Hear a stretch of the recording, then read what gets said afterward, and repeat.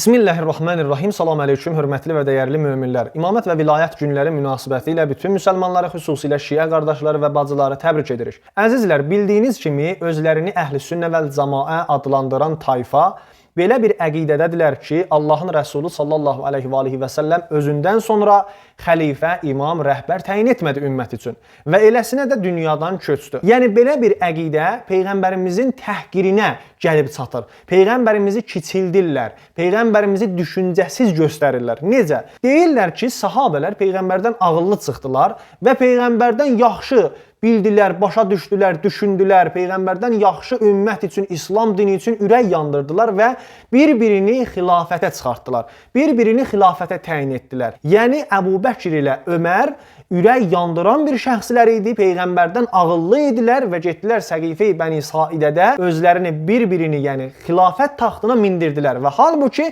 Peyğəmbərimizin cənazəsini buraxıb gedib o işi gördülər. Sizlərə sünnilərin kitablarını göstərəcəm ki, görün bunlar nə düşüncədədirlər. Yəni Peyğəmbərimizi görün nə həddə təhqir edib və kiçildirlər. Əs-Savaiqul Muhriqə Firrədd əla əhlil bidəi və zindiqə. İbn-i Həcəri Heytəminin kitabıdır bu kitab. Məktəbətü Fəyyaz Litticarəti və Tozidədə çap olunubdur. 55-ci səhifədə Əl-Müqəddəmətü Saniyə bölməsində deyir ki, eləm Əyzən ənəs sahabətə əcmə'u əla ənə nəsbəl imami bə'dən qirazi zəmənin nübüvvəti vacibun. Deyir ki, sahabələr icma etdilər. Cəm oldular, icma etdilər ki, nəsbi imam, yəni imamın nəsbi imam təyin etmək, xəlifə təyin etmək, rəhbər təyin etmək Peyğəmbərimizin zamanından sonra vacibdir. Diqqət eləyin. Yəni sahabələr başa düşürlər vacibliyin bu işin, amma Peyğəmbər başa düşmür. Bu Vəhabi əqidəsidir, Sələfi əqidəsi, Sünni əqidəsidir bu. Sünni qardaşlarımıza deyirəm ki, diqqət eləyin. Öz kitablarınızda bu söz söhbətlər vardı.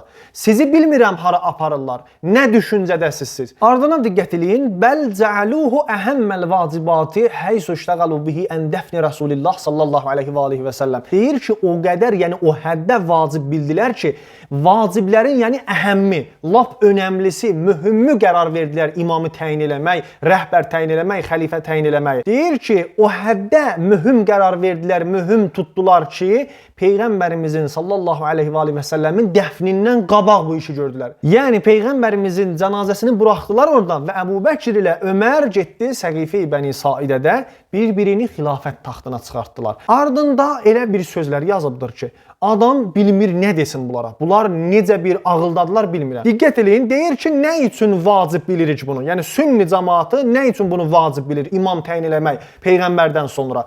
Deyir, buna görə ki, elə sahabələr özləri icma etmişdi. Sonra deyir ki, və qalə kəsirun bil əql və çoxları deyirlər ki, əqllə, yəni ağılla düşünəndə görürük ki, bəli, imaməti, xilafəti təyin etmək vacibdir Peyğəmbərdən sonra. Gərək olsun, ümmət başçısız qalmamalıdır. Üçüncüsünə baxın. Və vəcuhu zalikəl vücub ənəhu sallallahu aleyhi və səlləm əmərə bi iqamətil hudud və səddis suğur. Deyir ki, və vacibliyi buna görədir ki, elə Peyğəmbərimiz özü necə ki, Allahın hüduduna əmr eləyirdi. Allahın qayda qanunları ki, göndərmişdi, onlara əmr edirdi. Gərək bir nəfər imam olsun, xəlifə olsun, ta ki, o həddi hüdudlara, qanunlara əmr etsin. Və deyir ki, gərək müsəlmanların sərhəddi qorunsun. Yəni, imamət təyin olsun, xəlifə təyin olsun və bu xəlifə müsəlmanların sərhədlərini qorusun və təchizil cuyuşil cihad və cihada getməyə, müsəlmanları müdafiə eləməyə gərək orduları təchiz etsinlər, ordular hazırlaşdırsın və hifzi bəyzətil İslam və İslam dininin